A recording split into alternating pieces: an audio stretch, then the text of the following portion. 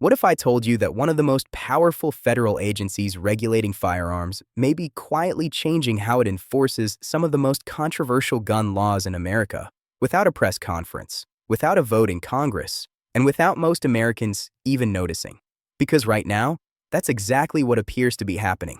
And whether you support gun rights, gun control, or fall somewhere in between, what the ATF is signaling could have massive implications for how federal firearms law is interpreted, enforced, and challenged going forward. For decades, the ATF has been one of the most aggressive and opaque agencies when it comes to regulating machine guns and short-barreled rifles. These are not minor accessories or paperwork issues. These are items governed by some of the oldest, strictest, and most complex federal firearms laws on the books. So when signals start emerging that the ATF may be adjusting its posture, loosening interpretations, pulling back enforcement, or quietly changing internal guidance, it raises a serious question. Why now? And what does this really mean? To understand why this matters, we need to step back for a moment. Machine guns and SBRs sit at the very center of federal firearms regulation. Machine guns have been effectively frozen for civilian ownership since 1986, and short-barreled rifles have been regulated since the National Firearms Act of 1934.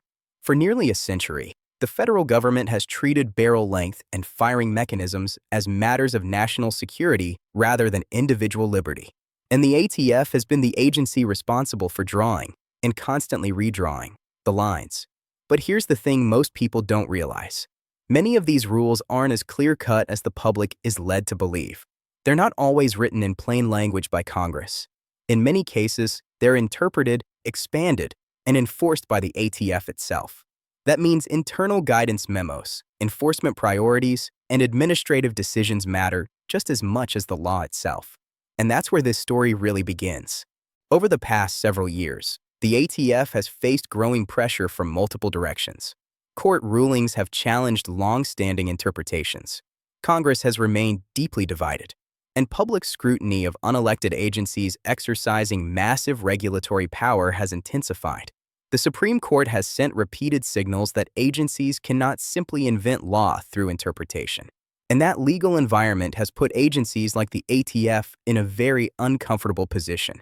Now, quietly and without much fanfare, there are signs that the ATF may be adjusting its approach. Not repealing laws, not announcing sweeping reforms, but signaling a shift through guidance changes, enforcement discretion, and subtle regulatory moves that suggest the ground may be moving under our feet. One of the most important things to understand is what signals actually mean in this context.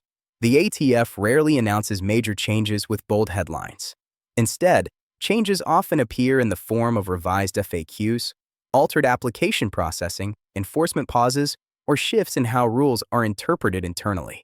To the average American, this looks like nothing is happening. To lawyers, manufacturers, and serious observers, it's a flashing warning light. Short-barreled rifles are a perfect example. For years, the ATF's approach to what constitutes an SBR versus a pistol has been anything but consistent. One administration tightens definitions. Another relaxes them. Accessories are declared legal, then illegal, then legal again. This back and forth has created chaos, not just for gun owners, but for businesses trying to comply with the law. And that chaos has consequences. When rules are unclear, enforcement becomes arbitrary. When enforcement is arbitrary, constitutional challenges follow. Courts begin asking uncomfortable questions. Questions like, who actually makes the law? Congress or agencies? And how much discretion is too much discretion? That legal pressure matters because agencies respond to risk. When courts start striking down agency actions, or when lawsuits pile up, agencies often retreat, not publicly, but strategically. They pull back on enforcement. They narrow interpretations. They avoid test cases that could create bad precedent. And that appears to be exactly what we're seeing now. Machine guns are even more sensitive. Civilian ownership has been locked in time for nearly 40 years. But even here, subtle changes matter. Processing times, transfer approvals, interpretations of what constitutes a machine gun. Each of these areas has enormous legal weight. A single definitional shift can impact thousands of cases. And again, these shifts don't come with press releases. They come quietly. This is why people who think nothing has changed may be missing the bigger picture. Change doesn't always come as a headline. Sometimes it comes as silence. Sometimes it comes as restraint. Sometimes it comes as an agency choosing not to push as hard as it once did. Now, let's be very clear. This does not mean the ATF has suddenly become friendly to gun owners. It does not mean machine guns are about to become legal overnight. And it does not mean federal firearms laws are disappearing. What it does mean is that the balance of power may be shifting, and that matters. One reason this matters so much is precedent. When an agency backs off, even quietly, it creates space. Space for courts to rule. Space for Congress to act or not act. Space for future administrations to move in different directions. And once that space exists, it's very hard to close it again. Another reason this matters is trust, or rather, the lack of it. The ATF has long struggled with credibility among large segments of the public.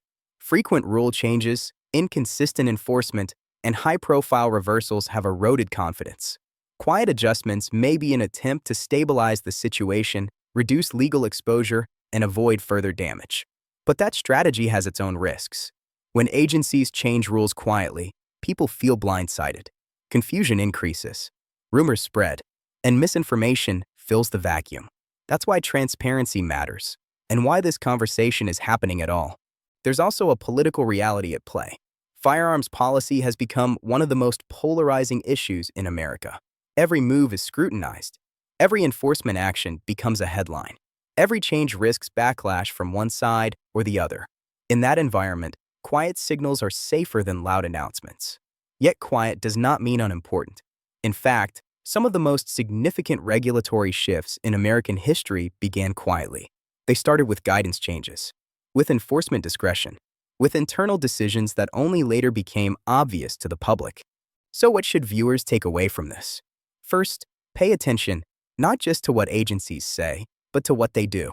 Processing times, enforcement priorities, legal settlements, and internal guidance matter. Second, understand that the law is not static.